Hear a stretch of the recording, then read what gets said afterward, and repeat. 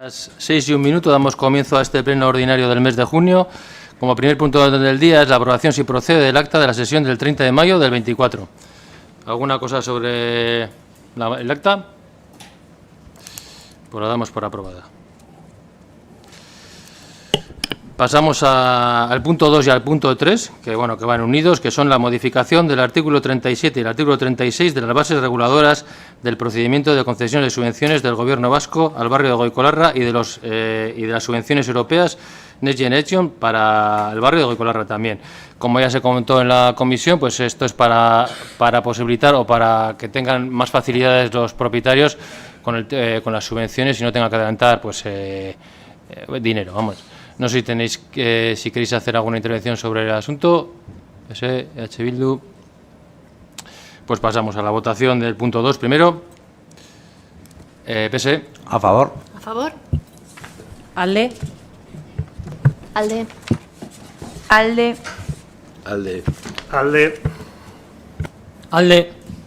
Alde. Alde. Alde. Alde. Alde. Alde. Alde. Alde. Se aprueba por unanimidad el punto 2 y ahora el punto 3, que es el de las Next. PS. A favor. A favor. Alde. Alde. Alde. Alde. Alde. Alde. Alde. Alde. Alde. Alde. Alde. Alde. Alde. Alde. Se aprueba también por unanimidad. El punto 4 es una moción del Movimiento de Pensionistas de Euskal Herria en relación a la accesibilidad por sus propios medios de las personas con movilidad reducida a los trenes de la línea C3 Orduña a Abando. El Movimiento de Pensionistas ha dado entrada a esta moción, en la cual dice que recientemente se han estructurado los accesos a las estaciones de la zona C3 Orduña a Abando. Las personas con movilidad reducida llegan a este andén, pero no pueden subir las escaleras de los trenes. Según se ha anunciado en prensa, van a llegar más de 500 trenes nuevos, que se supone eliminarán estas últimas barreras, pero no se sabe cuándo será la fecha de entrega y no parece ser corto el plazo. Por todo ello, el Movimiento de Pensionistas de Vizcaya y Araldea, usuarios de la zona 3, han iniciado una campaña de reclamaciones masivas en todas las estaciones del recorrido Orduña-Abando. Con el fin de reforzar las reclamaciones, solicitan que el Ayuntamiento de Amurrio se apruebe la siguiente moción. Punto 1. El Ayuntamiento de Amurrio insta a Renfe para que, hasta que lleguen los trenes nuevos, habiliten un vagón de cada convoy con rampas a lo que se necesite para que las personas con movilidad reducida puedan acceder por sus propios medios a los trenes. Bueno, pues hacemos un turno de intervención primero sobre este asunto. PSE. Vale. Muy rápidamente, porque creo que en este asunto vamos a estar todos de acuerdo. Los socialistas vamos a votar a favor de la iniciativa presentada, no solo por lo que dice o por lo que pretende, sino por lo que se está haciendo ya por parte de los responsables del Gobierno de España, de Renfe y de Adif, y además por lo que se pretende hacer. Y en este caso me estoy refiriendo a los más de 2.100.000 euros que ha invertido Adif en la estación de Amurrio para obras de accesibilidad. No sabría decir exactamente cuánto dinero en la estación de Llodio, así como los 10 millones de euros a los que se ha comprometido recientemente el secretario de Estado de Transportes y Movilidad Sostenible, José Antonio Santano, para invertir en la línea C3 de cercanías, lo que va a permitir no solamente mejorar las frecuencias de los trenes, sino también mejoras en las infraestructuras de las estaciones de la línea, como propiamente en el servicio, y que no voy a entrar a detallar porque son bastantes. Y en este sentido, y si no tengo mal entendido, está previsto que en breve espacio de tiempo se incorporen varios trenes Tibia a la línea C3 en un espacio de tiempo muy corto, hasta que lleguen precisamente estos trenes que se han comentado en la moción de los 500, en este caso concretamente se van a adquirir 459 trenes, que además es la compra más numerosa en la historia del sector ferroviario, y que está programado una parte recibir en este año 2024. Comentando un poco las características de los trenes Civia, incorporan una puerta a nivel de la rasante del andén que facilita precisamente el acceso a las personas con movilidad reducida, y por eso precisamente las obras que se hicieron en la estación de tren de Amurrio y en la de Llodio y en alguna más, y asimismo también el coche intermedio del tren en sí mismo, pues cuenta con un área de piso bajo adaptada para las personas con movilidad reducida. En este sentido, solamente quiero resaltar que precisamente la compra de estos trenes pues es histórica, porque además no se había comprado un solo tren en 13 años, en los últimos 13 años. Así pues, y teniendo en cuenta todo esto, que yo creo que los grupos municipales ya deberíamos saber todos y tal, ya que todos tenemos representación en el Congreso de los Diputados y en el Senado, pues nosotros esa información, como es pública, pues no podemos oponernos precisamente a esta moción, no solamente, como ya he dicho, por lo que se propone en sí mismo, sino por lo que se está haciendo y lo que se va a hacer por parte del Gobierno de España, de Renfe y de Adif, y por tanto en la repercusión directa que tendrá en la movilidad de los usuarios y usuarias de la línea C3. Y por tanto, como digo, votaremos a favor. Eskerrik asko, David, EH Bildu... Oiane. Bueno, EH Bildu beti esaten dugu, eta jarraituko dugu esaten baldintza honak nahi ditugula gure herrian bizitzeko, horretarako gure bizitzak duintasunez garatzeko behar den guztia bermatu behar da eta bermatu behar dugu. 6 lineako trenek irisgarriak izan behar dute herritar guztientzat, argi dago. Mugikortasun urriko pertsonek garraio hori erabiltzeko eta Amurriotik, mugikortasun urriko pertsonek garraio hori erabiltzeko eta gehien bat, Amurriotik autonomia eta independentzia osoz mugitzeko. Eskubide bera dute. Egia esan, gurpil aulkian dauden pertsonek ezin direla tren batera igo, eta hau bai dela errealitate triste eta bidegabea. Horregatik, uste dugun neurriak hartu behar direla, mugikortasun eskubide bera izan dezaten. Era berean, gainerako herritarrek ere arazoak izan dezakete tren batera igotzeko.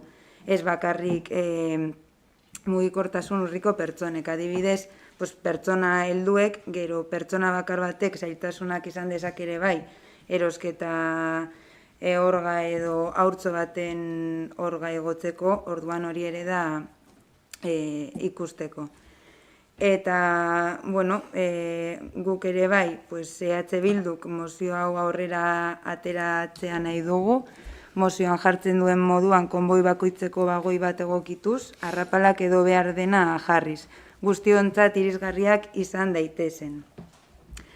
Eta, bueno, bai esan dugu eta mozioan ere oso ondo jarrita dago, 500 tren berri horiek helduko direla, noiz ez dakigu, epe laburrean segurazki ez dira izango, orduan neurriak hartu behar dira.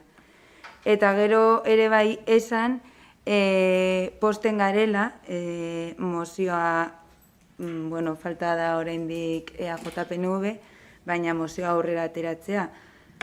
Aurreko batzordean, astearteko batzordean, osoko bilkurako batzordean, abstenitu zinetelako. Orduan, posten gara aldaketa hori eman izana. Vale, bueno, en lo de abstención o la votar a favor, nosotros teníamos claro que apoyábamos esta moción, lógicamente.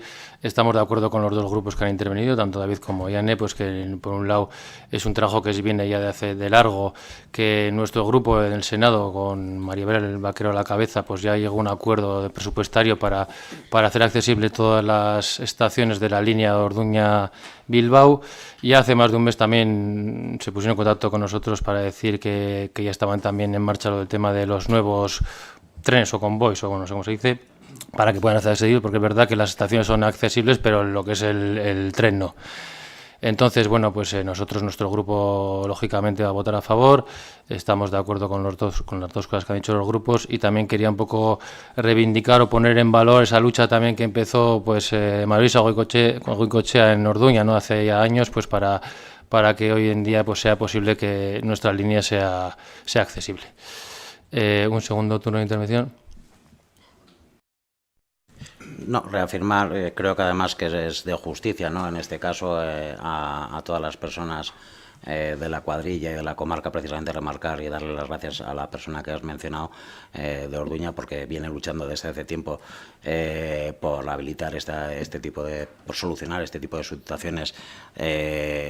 Es verdad que a través del Partido Nacionalista Vasco en el Senado y tal, y ahí se ha podido ver pues que el Gobierno de España, pues en este caso, pues participando y colaborando con el Partido Nacionalista Vasco, viene trabajando para mejorar la situación en este sentido de este colectivo. Y agradecer, en este caso, poner en valor el trabajo de esta señora, nada más.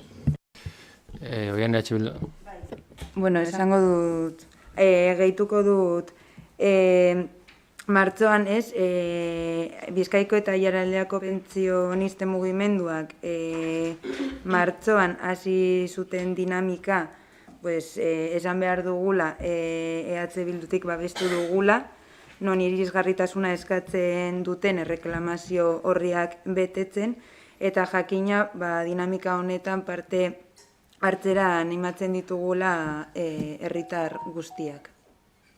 Eta hori. Vale, eskerrik asko, Jane. Pasamos entonces a la votación. PSE. ¿A favor? A favor. Alde. Alde. Alde. Alde. Alde. Alde. Alde. Alde. Alde. Alde. Alde. Alde. Alde. Alde. Se aprueba por unanimidad. No he dicho al principio del pleno, 16 presentes. Pasamos al punto 5, que es una moción, en este caso de H. Bildu, en relación a la oferta en las escuelas infantiles, a las haurreskolas. No sé quién va a... Robert. Bueno, lehenengo, zorionak guztioi, izan osolako urtebete pasa, isilik, eta orain da lehenengo zera tokatuko zaizue, vale? Eta barkamena itzultzaileari aldez aurretik, pues seguramente itxegina da, berotuko naiz eta abiadura hartuko, vale? Bueno, bronka jasoko du bi aldetatik. Alde batetik seguro esango ditudalako gauza batzuk beharko ez dituzkenak, eta bestetik, bueno, sin más.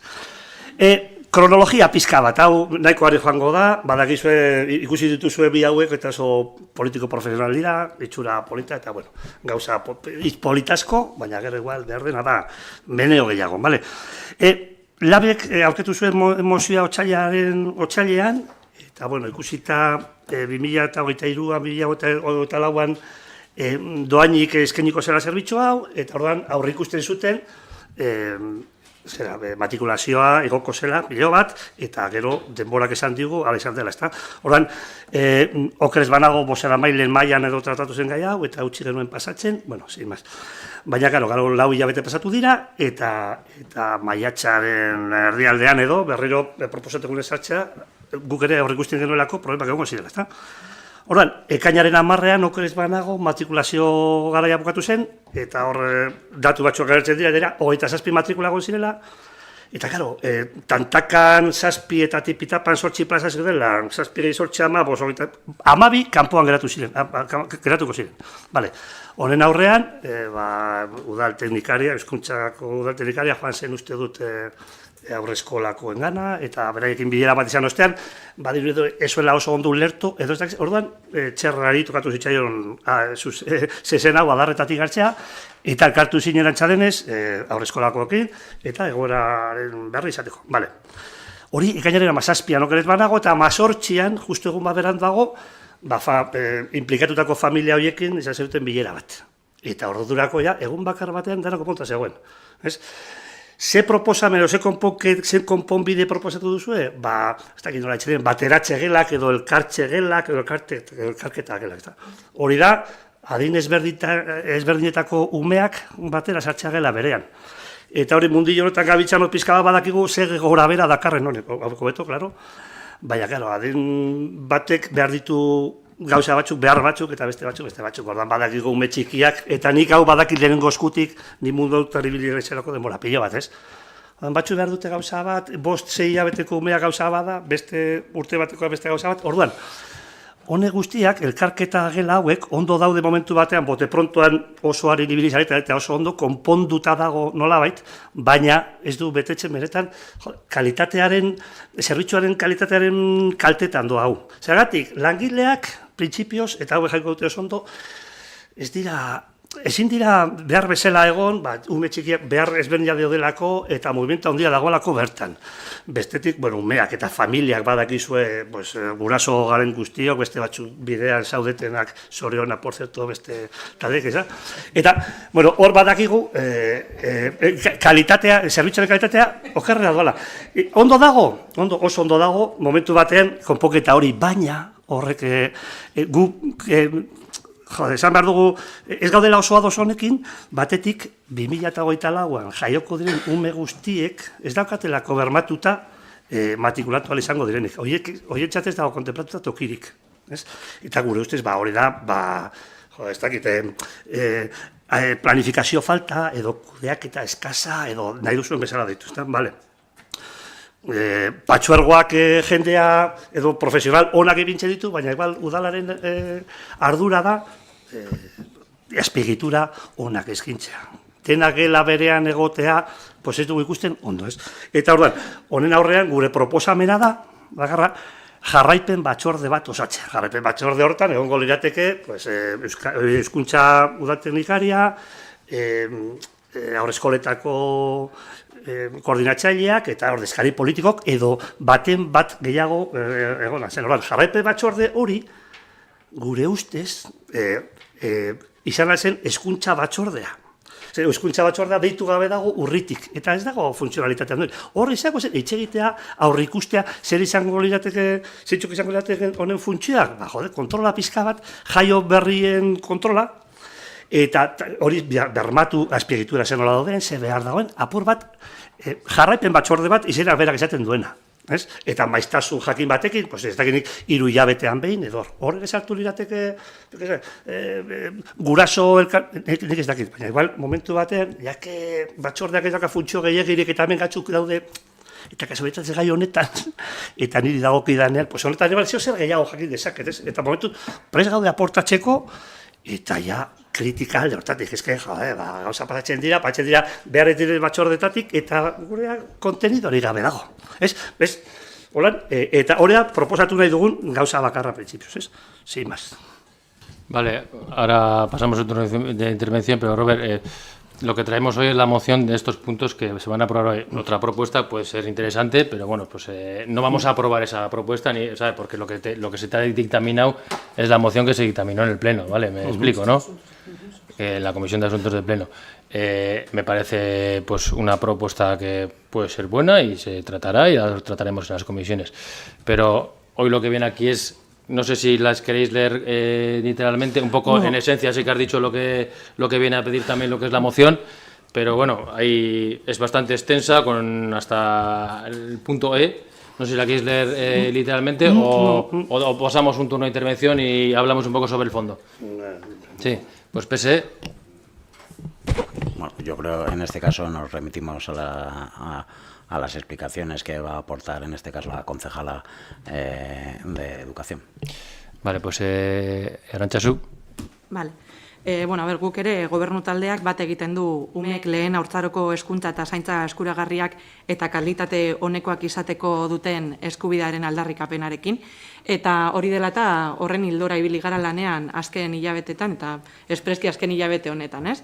Aipatzen duzu labek aurretik aurkeztutako eskaera dela, eta orain arte ez ditugula horrelako mekanismoak martxan jarri. Egia da, udala moduan, aurre ikusten duguna den arabera neurriak hartzea zaila dela. Lehenengo benetako beharra ziurtatu behar dugu, eta gure esku dagoena zer den identifikatu eta orduan lanean hasi, ez? Jakingo duzunez, eta Roberrek azaldu duenez, aurten haurtzaindegiarako matrikulazioa egiterakoan, familia batzuk ikusi zuten haien umeek matrikulatzeko aukera izan ez zutela. Haurtzaindegietan bi gela bereizten dira, 0 bat gela eta bat 2 urteko umeentzako gela. Zein izan da arazoa edo gainezka egin duen gela, bigarren gela, 1 eta 2 urteko gela. 0 eta 1 urteko gelan ez dago hainbeste arazorik, familiek eskatu aldituzten baimenak direla eta matrikulazioak ez direlako hain kopuru altukoak, ez? 1 eta 2 urteko gela horretan, kanpoan gelditu diren umeak, jakin genuenean, zuk esan duzun bezala, haurtzaindegietako langileekin elkartu ginen, udaletxean, patxergoarekin segituan harremanetan jarri ginen, eta hezkuntza delegaritzarekin ere hizketan egon ginen. Eta dena argitu eta gero, familiak deitu genituen, bilera batera, eta haiei gu jasotako informazio guztia helarazi genien, ez? Eta patxergoarekin hitz egiterakoan, haiek proposatu zuten, ez, udalak. Haiek proposatzen dute, haien protokoloan horrela esarrita dutelako, 1-2 gela gainezka egiten duenean, hor matrikula gabe gelditzen diren umeak, taldekatze gela horretan sartzea. Eta hori egiten dutena da, 0-1 urteko gelan libre gelditu diren plazak aprobetsatuz, 1-2 urteko umeak sartu. Baina ez da udalak erabakitzen duen neurria edo guk proposatutakoa. Gu bakarri familiei helarazi genian, patzuergoak horrela saldutakoa, eta beste herri batzuetan, Laudion ere iaz edo, horrela egin zutelako. Haien protokoloa delako, ume bat ere kanpoan ez gelditzeko. Orduan, familiei hori da guk komentatu geniena, inorezela, uztailaren batean aterako da behin betiko zerrenda, eta printzipioz zerrenda horretan ez da inor kanpoan geldituko. Neurri horri esker. Baina guk konstiente gara, aurten egoera konpontzea ez duela esan nahi, datorren urteetan egoera konponta egongo denik. Orduan, aurre ikusten, zuk esan duzun bezala, orain matrikulazioa doainik dela eta gorakada ikusi dugu, benetan ematen dela, lanean hasi gara eta udala moduan eskura ditugun baliabideak aztertzen hasi gara. Espazioak eta espazioen beharrak eta ezaugarriak zintzu diren horregatik ja teknikariekin lanean ari gara, zertarako datorren urteetara begira, beste gela bat ireki ahal izateko eta horrela plaza gehiago eskaini ahal izateko. Baina urtean hartu den neurri ez da guk aukerateko, badakigu irakaskuntzan gaudenok ez dela egokiena edo idealena, adinak nahastea, baina argi dago umeak kanpoan gelditzea edo adinak nahastea aukeren aurrean, guk denok barruan egotearen alde lan egingo dugula eta horren arira datorren urtera begira ja lanean ari garela. Eta, zuek egin duzuen irakurketarekin eta familien kezkekin bat egiten dugunez, mozioaren aurrean guk ere alde bozkatuko dugu. Naiz eta hori, egiten bertan saltzen diren eskaerak jan martzan daude, baina alde bozkatuko dugu. Eskerrik asko, Arantzazu, Robert, una segundita. Ez hori bakarra, esan duzu, hori ikusten duzela ez dela ideala. Nik ez dakit ideala izateko aukerari bat daukagun guk, nola, bitarteko batzu jarrita, hemen gauden guztio badak izuetetako gauden, ez gu gara gu, baina atxeti dakagun jendea. Egiten dugu herriaren alde, izango da populista nahi dana, baina eske gauza hauek, esan dut, momentu batean guztiok izango bagenu aukera, ez dakit, eske hau ez da foroa badakit, baina, karo, hezkuntza batzorde bat badago horretarako propioa dena, eta deitzen ez dena, beste hainbeteten gertatu daiteken bezala, ez? Eta, honetan, sentitzen du aportatu aldugula. Eta, ona edo txarra, izango da batzorde informatibo bat, gero beste filtro batzu pasatu beharko dituena, eta mega apur bat gogotxu. Ez da hori, guk egin nahi duguna da, jarraipen batzorde bat, edo nahi duzun bezala ditu, implikatu zuzenekin, edo zuzenek protagonismo izan dezaten, baita ere, zuek, okerez banago, agintaldi plan politorretan, epin zeruten lako zerbait, ez dakiz zelan zan, eskuntza maila edo lako zerbait, ez? Okerez banago, una mesa de educación, que todos los estamentos estén implicados, eta oso polita garatzen dara, eta igual, izan dut, momentua. Gure prestatasuna agertuta, lan egiteko honetan, eta aportatzeko aldala. Eta, guztion onerako dela argi dago, hori bat, baina gero, gure kezka da orain, hori beteta dago, ondo beteta dago, izan duzue bote prontoan edo reflejoa egin duze oso ondo, baina gero orain 2008 jaio direnek, ez dut ditukirik izango. Eta, Aurrera begira, berriz gertatzeko, pues igual aurrikusi beharko zen, nik ez badakit nola gabiltzan, baina, bueno, pues igual beste gela bat atonduta, edo, molen ez, badakizu oso ondo lehenengo eskuti badakizetaz ari garen, zer den gela horiek, zer diren gela horiek, más o menos, eta bada hori, sin más. Eskerrik asko, bueno, me alegro que estéis de Que acuerdo, hable un poco, ¿no? que estéis de acuerdo con una de las medidas de nuestro plan de legislatura, pues sí, yo creo que igual sí que habrá, y no sé si era hecho... Zer eta bat urteko, orain taldekatze gelak sortu eta gero bi utzune gelditu dira oraindik, orduan, orain jaiotzen direnentzat badago, ez da egokiena, baina bueno, behintzat batzuk ziurtatzen dira. Eta guk egin genuena izan zen batzorgoari galdetu ea benetan gure eskura zer zegoen guk ja martzan jarri ahal izateko. Eta egin aldugun bakarra da espazio fisikoa eskaini. Gero langileak eta haiek deituko zituzten zerrendetatik, baina gure aldetik jarri alduguna da espazio fisiko bat besterik ez, eta horretan ari gara ja. Eskerrik asko, pues pasamos a la votación. PSE. A favor. A favor. Alde. Alde. Alde. Alde. Alde. Alde. Alde. Alde. Alde. Alde. Alde. Alde. Alde. Alde. Se aprueba por unanimidad. Pasamos al punto 6, que es una rectificación del inventario patrimonial de bienes del Ayuntamiento a 31 de diciembre. Bueno, esto hay que, Iñaki, ¿hay que votarlo? La rectificación. Sí. Vale, pues pasamos a votación, ¿no? PSE. A favor. A favor. Alde. Alde. Alde. Alde. Alde. Alde. Alde. Alde. Alde. Alde. Alde. Alde. Pues se aprueba también por unanimidad. Pasamos a la parte segunda del Pleno, que es de control y fiscalización de los órganos de gobierno. El punto 7 es la dación de cuenta de los decretos de alcaldía desde la última sesión. ¿Alguna pregunta sobre algún decreto? Pues se da por dado cuenta. Y el punto 8 es la dación de cuenta de los acuerdos de la Junta de Gobierno local. ¿Alguna pregunta sobre la Junta? Vale. Pues antes de ruegos y preguntas, no sé si algún grupo quiere introducir algún tema fuera del orden del día. Ruegos y preguntas. Pues siendo las 6:28, damos por finalización este pleno. No sé si los presentes quieren decir alguna cosa, porque... Ah, mira, las Euroscolas se han ido ya. Justo. ¿Queréis decir alguna cosilla de...? No. Pues nada, pues...